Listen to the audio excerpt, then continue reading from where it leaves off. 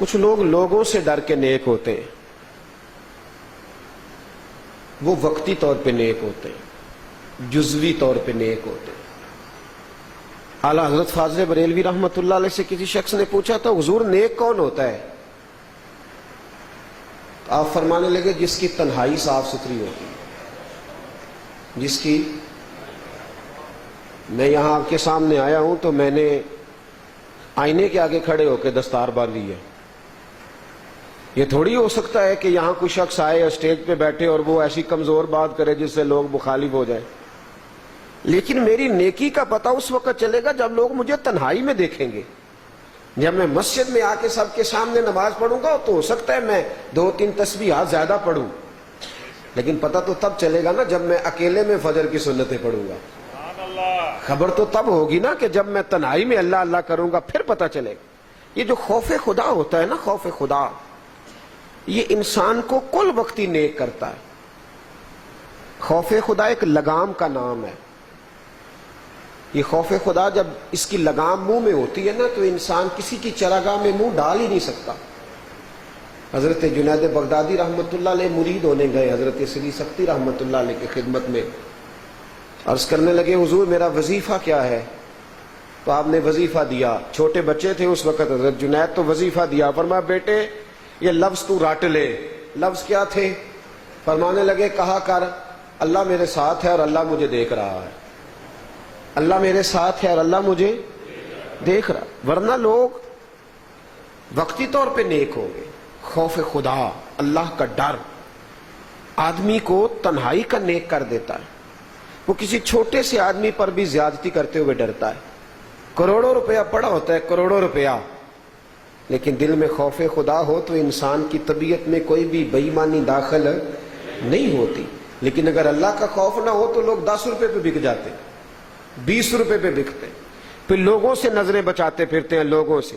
یہ جو ہمارے ہاں کہا جاتا ہے نا کہ یورپ کے اندر چوری چکاری بڑی کم ہوتی ہے، تو میرے پاس ایک رپورٹ پڑی ہے کہ 3 گھنٹے کے لیے ایک شہر کے کیمرے بند ہوئے تھے تو لاکھوں روپے کی چوری 3 گھنٹے میں ہی ہو گئی۔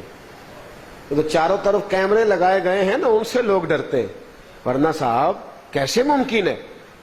یہ جو اللہ کا خوف ہے، اور یہ بھی یاد رکھیں نبی کریم صلی اللہ علیہ وسلم نے فرمایا ہے جو اللہ سے ڈرے گا پھر کسی اور سے نہیں ڈرے گا۔ اللہ سے ڈرے گا وہ کسی اور سے نہیں ڈرے گا، اور فرمایا جو اللہ سے نہیں ڈرے گا وہ ہر ایک سے ڈرے گا۔ ہم بڑا ڈرتے ہیں، بڑا ڈرتے ہیں، برادری سے ڈرتے ہیں، قبیلے سے ڈرتے ہیں، دوستوں سے ڈرتے ہیں۔ اگر آپ ناراض نہ ہو تو کچھ ماں باپ ہیں جو اولاد سے ڈرتے ہیں کہ بچہ کیا کہے گا۔ کچھ استاد ہیں میری طرح کے جو شاگردوں سے ڈرتے ہیں، انہوں نے دیکھ لیا تو کیا بنے گا۔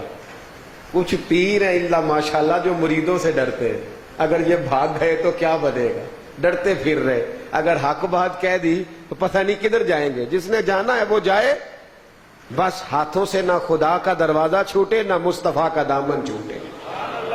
تو میرے بھائی دنیا سے ڈرتے ہیں لوگ، اللہ سے ڈرنا چاہیے، اور خدا کا ڈر انسان کو مضبوط کر دیتا ہے۔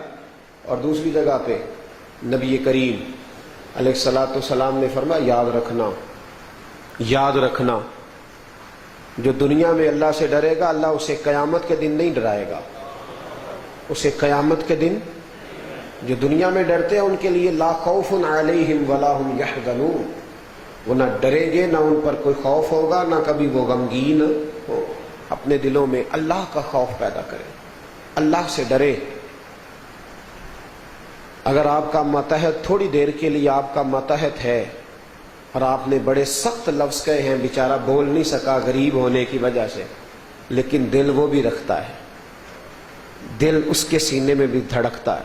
اللہ سے ڈرے، وقت بدلتے دیر نہیں لگتی۔ دیکھ لیں اگر گھر میں بہو کے ساتھ زیادتی ہو رہی ہے تو پھر اللہ سے ڈر جائیں، وقت بڑی تیزی سے بدل جائے گا، حالات تیزی سے بدل جائیں گے۔ یہ غریب لوگ بڑی جلدی طاقتور ہو جایا کرتے۔ خدا را اللہ کا خوف انسان کو سنوار دیتا ہے، نکھار دیتا ہے، اس میں تبدیلی آتی ہے، اصلاح ہوتی اس شخص کی ہے جو اللہ سے ڈرتا ہے۔ اللہ بڑی جلدی اسے غنی فرما دیتا ہے۔ صاحب